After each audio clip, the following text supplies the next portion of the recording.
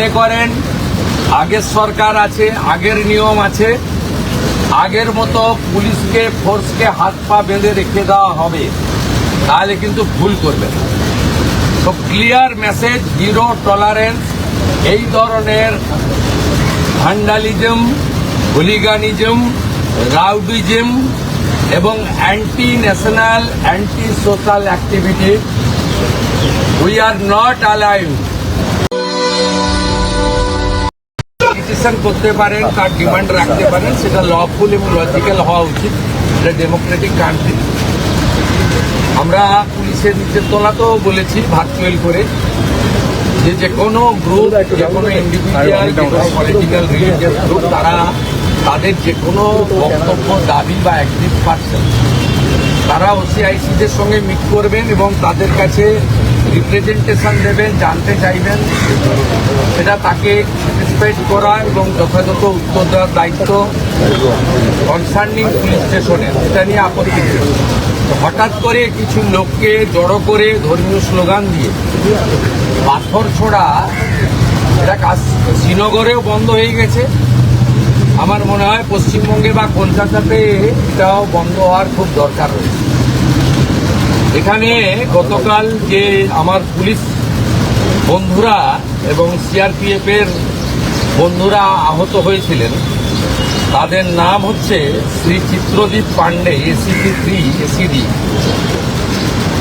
Inspector Rajesh Kumar Singh, OC Beniapukur PS, ASI 18,159 এটা number, Shyamal Kumar Ghosh of DRO ACD, constable Shahzada Sheikh Beniapukur PS, constable Tarun Kumar Das DRO ACD, আর CB Anirban Majumdar.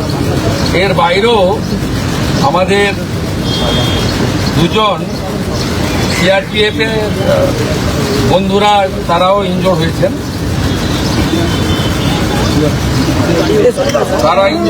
আমি মূলত এদের সঙ্গে দেখা করতে এসেছিলাম, ওদের শরীর স্বাস্থ্য কেমন আছে, ওদের ইনজুরি কেমন হয়েছে, আর আমাদের যে এন্টার ফোর্স কালকে এত ভালো কাজ করেছেন, বড় ল অ্যান্ড অর্ডার ক্যাজুয়ালিটির হাত থেকে মানুষজনকে বাঁচিয়েছেন, তাদেরকেও আমি সাপোর্ট দিতে এসেছিলাম। বলেছিলাম গভর্নমেন্ট আপনাদের সঙ্গে আছে, আপনারা law enforcing authority under BNS এবং জনস্বার্থে আপনারা কাজ করবেন ভয়মুক্ত হয়ে। আপনাদের হোম মিনিস্টার তথা চিফ মিনিস্টার আপনাদের সাথে আছে, নগরপালের নেতৃত্বে এন্টায়ার ডিপার্টমেন্ট আপনাদের পাশে আছে। ওদের প্রাইমারি মেডিকেল ট্রিটমেন্ট হয়েছে, একজন দুজনের ইনজুরি হতও আছে, আমি দেখেছি নিজের চোখে। আমি শুধু আপিল করব, এই কাজগুলো করবেন না, এই কাজগুলো করবেন না, এই কাজগুলো থেকে বিরত থাকুন। যদি মনে করেন আগের সরকার আছে, আগের নিয়ম আছে, আগের মতো পুলিশকে ফোর্সকে হাত পা বেঁধে রেখে দেওয়া হবে, তাহলে কিন্তু ভুল করবে না।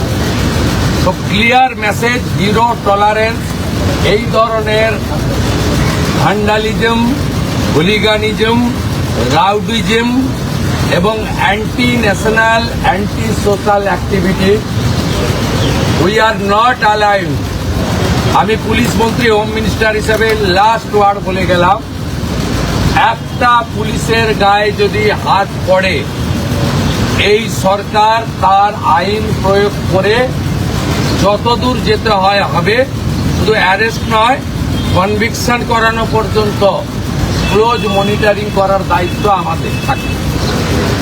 আর পুলিশের সমস্ত বন্ধুদের বলবো, বিএনএস যা বলেছে, আপনাকে ট্রেনিং পিরিয়ডে যা বলেছে, আপনার সুপিরিয়র যা অর্ডার দেবে অন স্পট, আপনি চিন্তামুক্ত হয়ে করবেন।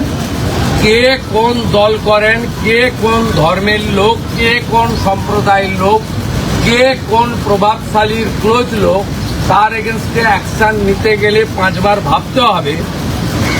আপনারা এই চিন্তা মুক্ত করুন। মাননীয় প্রধানমন্ত্রী বারে বারে বলেছেন, বেঙ্গলে ভয়ে আউট ভরসা ইন। এন্টার পুলিশ ডিপার্টমেন্ট, বিশেষ করে আমাদের কলকাতা পুলিশের যে তাদের যে পারফরমেন্স, তাদের যে উচ্চতা, এই উচ্চতাকে ফিরিয়ে আনার জন্য, দক্ষতাকে কাজে লাগানোর জন্য গভর্নমেন্ট তার সাথে আছে। এটাই আমার বক্তব্য। আমি খুব হ্যাপি এখানকার ইনভেস্টিগেটিং অফিসার এবং সুপিরিয়র পুলিশ অফিসাররা ইতিমধ্যে 40 জনকে গ্রেপ্তার করেছে এবং নগরপাল নিজে এটাকে, আমাদের সিপি নিজে এটাকে মনিটরিং করছেন। লফুল অ্যাকশন আন্ডার বিএনএস যেটা করার দরকার, এটা আইনগতভাবে তারা করবে। সেটা as a chief minister, home minister আমি বলবো না, আইনে যা লেখা আছে সেই অনুযায়ী ব্যবস্থা হবে। একটা কথাই আমি বলে গেলাম, যে জিরো টলারেন্স। আর পার সার্কাস সহ যেখানে যেখানে বিগত দিনে এই ধরনের ঘটনা ঘটিয়েছেন, আপনারাও কান খুলে শুনে রাখুন, এটা আপনাদের শেষ ঘটনা। এরপরে আর কোনো এই ধরনের অ্যাকশন আমরা করতে দেব না। যদি করেন, আমার থেকে খারাপ কোনো পুলিশ মন্ত্রী হবে।